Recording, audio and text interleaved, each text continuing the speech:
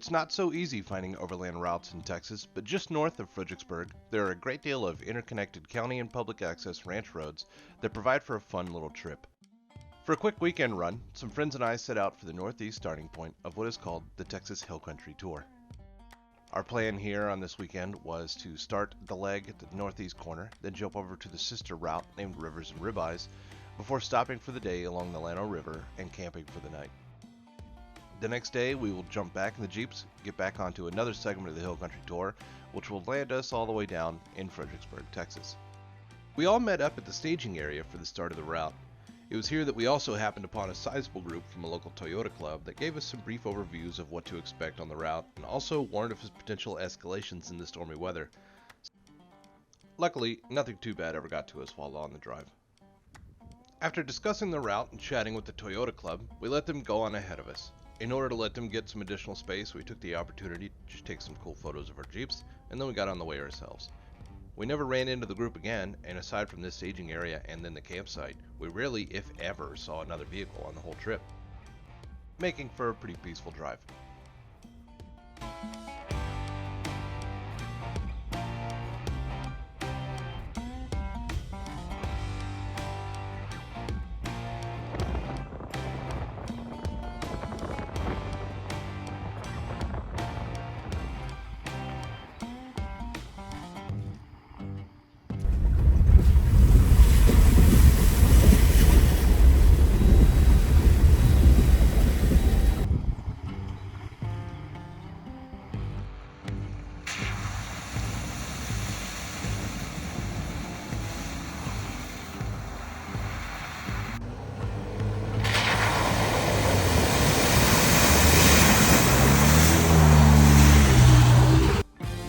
This route really took us all by surprise in that it has a lot to offer. It took us over open livestock ranch roads and country roads, which vary from slightly paved to rocky gravel to compacted dirt, along with a few low water crossings and a couple of narrow bridges, all adding to some fun variety in the ride. The first leg of this journey was about 31 miles long with Rivers and Ribeyes, the next route taking over about 62 miles or so. Overall, the drive was around 4 hours for the day, but we did often stop to take in the scenery and chat.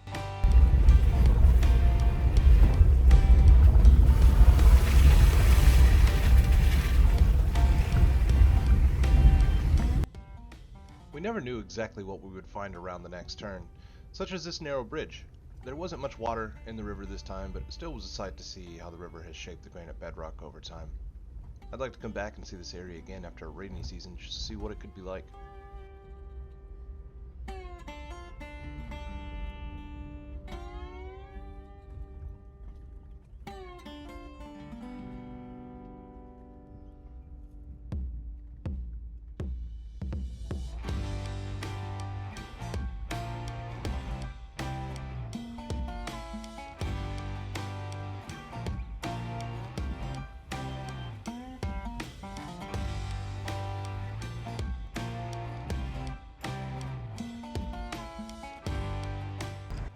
The stormy weather was catching up to us, and we ended the day and set up camp along the Llano River at a small place called Dos Rios RV Park. We got our campsite arranged fairly quickly with my canopy and Derek's awning, set up our campfire, and made our favorite dinner of tenderloins, ribeyes, and a side of veggies. It was so good that we didn't even manage to get the food on the plate, so we just ate from the cutting boards. We hung out, chatted away for a few hours while enjoying the rain, and then got some rest as the storm slowly passed.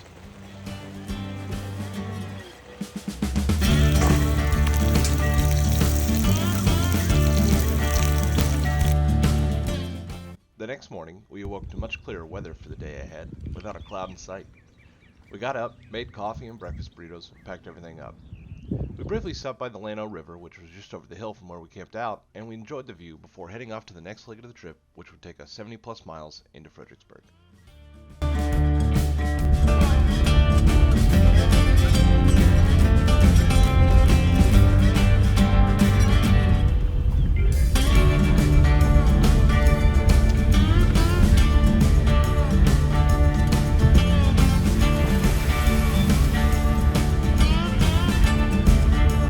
While similar to the day prior, this leg of the trip was easily our favorite part of the entire weekend. Out here there were more granite outcroppings, small canyons, limestone hills, and with the rain from the night before, a few more mud holes. The best part for us was only a few miles into the drive where we came across the breathtaking James River crossing, which caught our attention for the better part of an hour. The river itself wasn't deep by any means, maybe only a foot or two, but the way it carved through the countryside was just a spectacle, a hidden gem among the trees.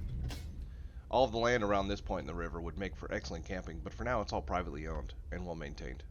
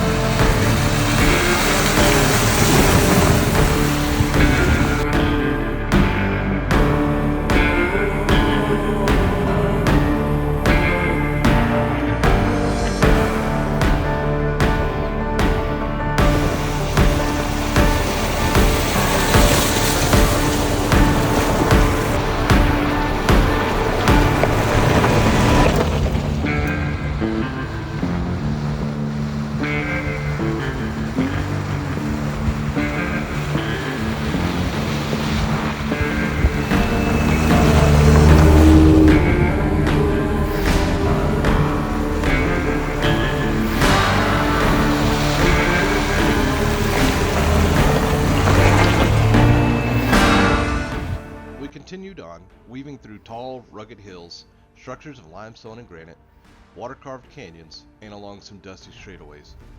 All views that felt like a private tour of the countryside. Easy to see how this trail got its name.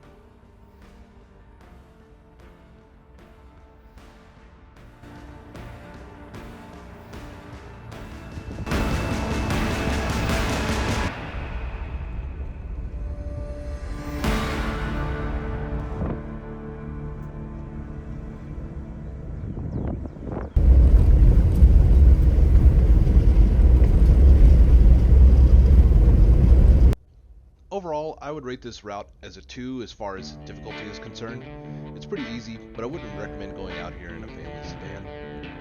There are no real technical obstacles or anything. The James River crossing is only one, really, aside from the occasional loose dirt roads. That being said, I hope you do have a chance to get out on the route, as it was a truly great experience, offering wonderful views of the Texas countryside.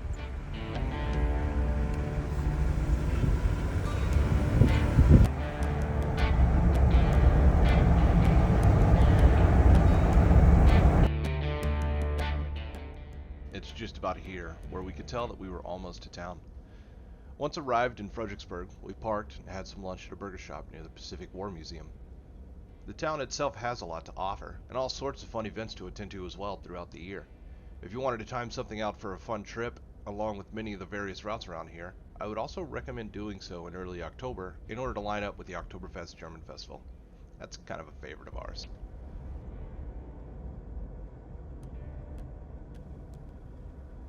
Thanks for watching. I hope you stay tuned to the channel as we plan to upgrade the fleet and continue to explore what's on offer, not only in Texas, but also across the country. I think some of our next trips are going to be the Northwest OHV Park. Hopefully we got Big Bend coming up after that, and also Colorado. A couple of things out there that we would like to do. So hopefully we can get all that stuff shared on here, and everybody can enjoy with us. Thanks for stopping by. See you next time.